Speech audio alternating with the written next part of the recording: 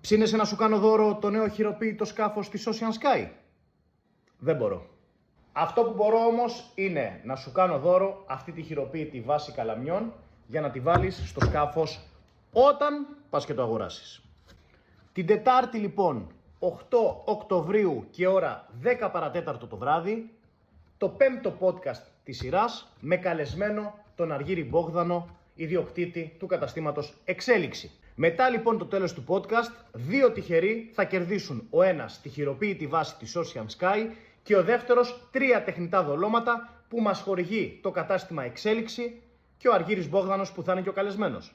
Για να λάβεις λοιπόν μέρος στην κλήρωση πρέπει να κάνεις follow και τους 3, Stavros Fishing Stories, Ocean Sky και Εξέλιξη, να κάνεις ένα like στο post και να αφήσεις από κάτω ένα comment ταγκάροντας 3 φίλους σου.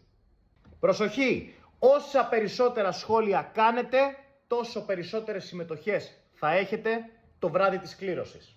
Βεβαιωθείτε λοιπόν ότι κάνατε τα βήματα σωστά και σας περιμένω όλους 8 Δεκάτου, 10 παρατέταρτο το βράδυ, να δούμε μαζί το podcast και την κλήρωση μετά το τέλος αυτού. Φιλιά πολλά σε όλους, σπάστε το κουμπί και σας περιμένω.